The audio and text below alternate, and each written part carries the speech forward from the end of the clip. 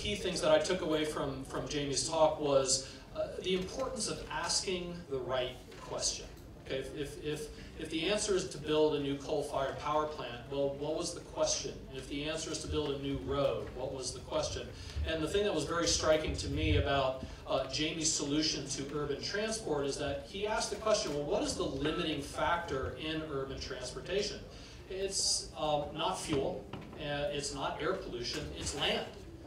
The thing that's making urban mobility and access of people's residences and businesses, it's land. It's the ability to have roads to get people from point A to point B. So the solution is, which is the right one, which is make the car smaller, and obviously electric and all the other good things. You solve multiple problems with a single solution. So you know, it was really great because I wanted to lead off with, you know, the issue of asking the right question. It's not about how can we increase the throughput of cars past a point. It's how do we improve mobility and access. It's not about adding to the energy or water or sewer infrastructure. It's how do we provide water and energy services. And so in order to answer these questions, it's not a matter of government regulation or market incentives. These things work together, so it's not either or, it's both and. A lot of people get trapped into thinking that, oh no, government has to be the only actor, they have to take the lead, or no, all we have to do is set the right price. No, you need both. You need the regulatory push and the market pull, and that's where you get your leverage. And really, the idea that regulations are not part of the market, again, is false. It's the market is the entire environment that we face. So government is as much part of the market as is the private sector. And so just like an elevator, without a floor, which could represent mandatory standards, there's absolutely nothing that will move anywhere in an elevator. But if the elevator is only a floor without an engine, the market engine of innovation to pull it up, you're not going to get anywhere either. So if we think of transforming markets as an elevator, we really need both the pulley to produce continuous improvement, but also the floor to continue raising the minimum.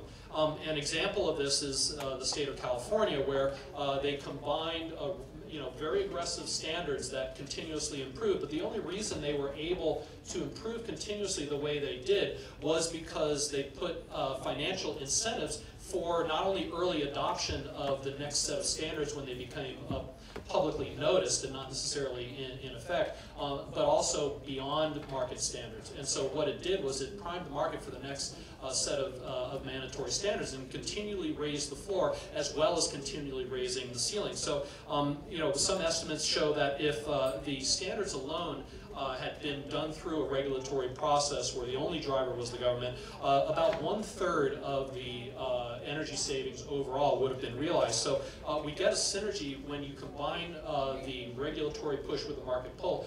You get an equation of 1 + 1 = 3. And so but where do you start? I mean, and I think this is another fantastic lesson we learned from Curativa, is that it's whatever your vision is, it's important to start. So where I like to start is what I call the lost opportunities. If you design a lighting system wrong, well, you're stuck with that lighting system for a few years. If you design a building wrong, you could be stuck with that for up to a few decades. If you design a city wrong, you're stuck with it for up to a few centuries. And so it clearly, obviously the scale of how you do your planning and the integration of your infrastructure makes a huge difference in how long your problems or your solutions is going to last. But clearly you also want to start with the simplest thing first, and dealing with new construction and new infrastructure is where you're trying to put in innovation. That's where the marginal cost is the lowest, and the opportunities for design integration as well as technology integration, those things together will make a big difference.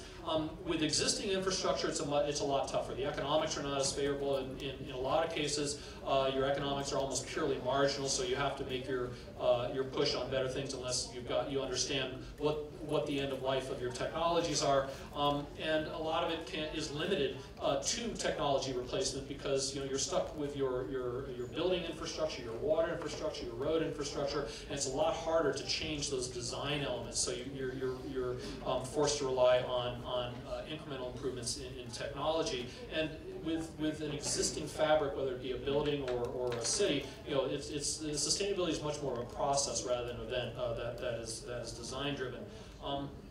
And so, you know, what we say, the chain breaks at its weakest link. So in order to transform markets, you need some sort of mandatory standard or some sort of bar that tells you where you are. But then you also need the ability to meet the requirements of that bar, not only in terms of the design and construction expertise, but also in the availability of materials, because you can have a great standard, but if your designers don't know what to do, you can't design it. You can have great designers that are doing exactly the right thing, but if they can't find the right technology, the right equipment or materials, that's not going to work either.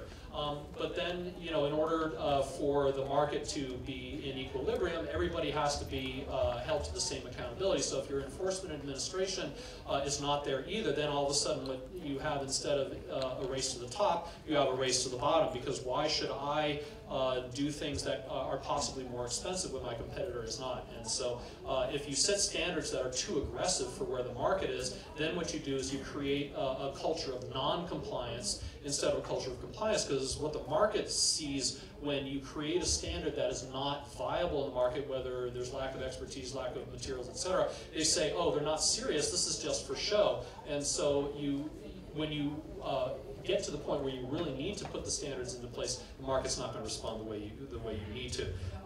And so I'm going to sort of walk through this incomprehensible diagram very quickly, but it's really about the planning. And this process is applicable depending upon whether it's new or existing, and can apply to energy infrastructure, water infrastructure, the built environment, transportation. First thing to do is start with demonstration projects, and again, that's what we saw in Curitiba. The important thing was to start with one bus and show that we were serious about doing an alternative transportation thing. So what we're trying to do is we're testing technical assumptions and showing technical feasibility, and we're also building awareness about intent. We're sort of priming people's imagination pump. And then the next standard is to develop or adopt standards, sort of basic guidelines and benchmarks based on that technical experiment.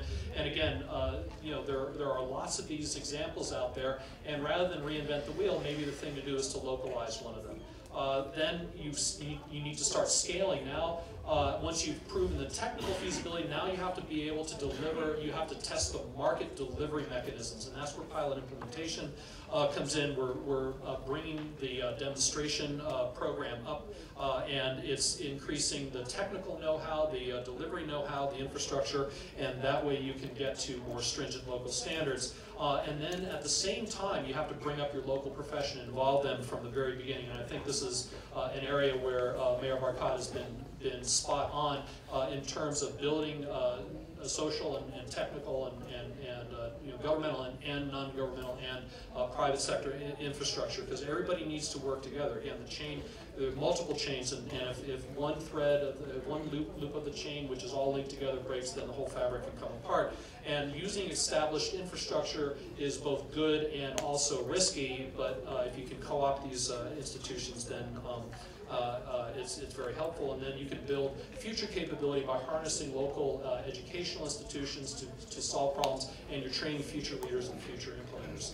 Then you're ready for full-scale launching, which allows, you know, when I say infrastructure, it's got to be technical, market, implementation, because mandatory standards, like I said, if they're not implemented once, they're not enforced, then you have a race to the bottom instead of a race to the top. And then a cycle of continuous improvement, because let's face it, mandatory standards essentially are saying if we did it any worse, it would be illegal.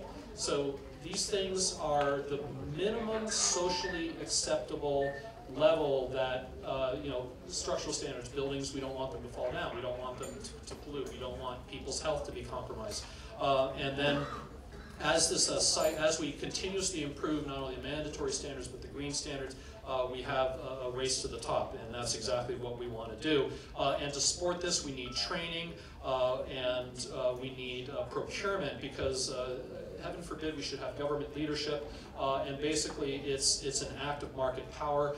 Government can exercise its vision for the future and its leadership through its procurement process, and establish an example that the private sector and individuals can emulate. And then finally, again, the incentive programs are very important. You want to get people to do it early, but they don't have to be monetary. I mean, time is money. So if a developer that's developing a green building and commits to a certification program wants to do it, they can go to the front of the line, and that it can be a very strong incentive. It doesn't cost the city a cent. And so in order to do incentives, both monetary and non-monetary, you need to have effective partnerships with a whole host of groups, and that's why the social networking is very important. So it's really, a lot of people think that markets and their development are accidents. No, they are a conscious choice, and that's where strong leadership from a mayor is very important. And with the proven programs and strategies out there, then we can build a green future for our children and our grandchildren. Thank you.